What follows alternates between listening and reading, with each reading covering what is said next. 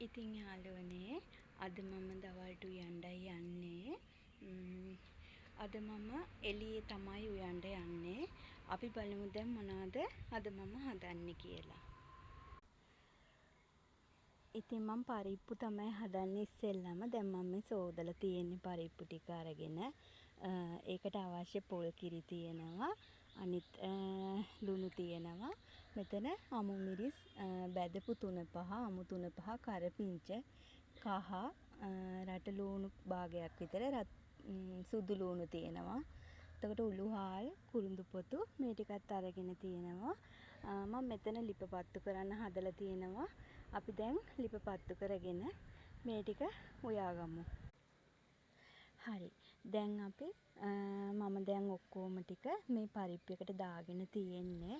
ඊට පස්සේ මම මේ දිය කිරි ටික ඉස්සෙල්ලම මෙහෙම දාගන්නවා. ඒක දාලා මම මෙහෙම පැත්තකින් තියලා ඊට පස්සේ ලිප පත්තු කරගෙන මම මේක ලිපේ තියාගන්නයි යන්නේ. හරි.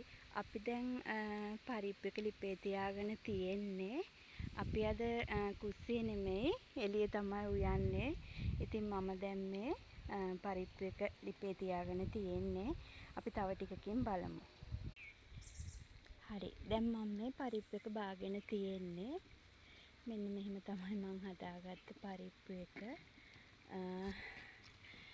තියෙන්නේ. ඉතින් මට තව බිත්තර තඹ ගන්න තියෙනවා. මම බිත්තර 4ක් අරගෙන තඹ ගණ්ඩයි යන්නේ. ඒකත් මම මේ විදියට මේ ලිප උඩින්ම තියා ගන්නවා. ඊට පස්සේ මේක මේ විදියට තඹ ගන්නවා. ඔන්න ඉතින් යාළුවනේ අපි හදාගත්ත කෑම වේල තමයි මේ තියෙන්නේ. පරිප්පු තියෙනවා, බිත්තර තියෙනවා, පොල් සම්බල් තියෙනවා.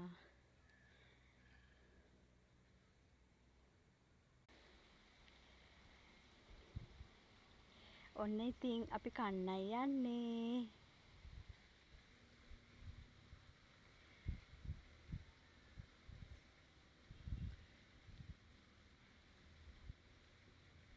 ඔයත් කන්න පුතේ. මේ ඉන්නේ අපේ චූටි දූ. එයාත් දැන් කන්න තමයි හදන්නේ.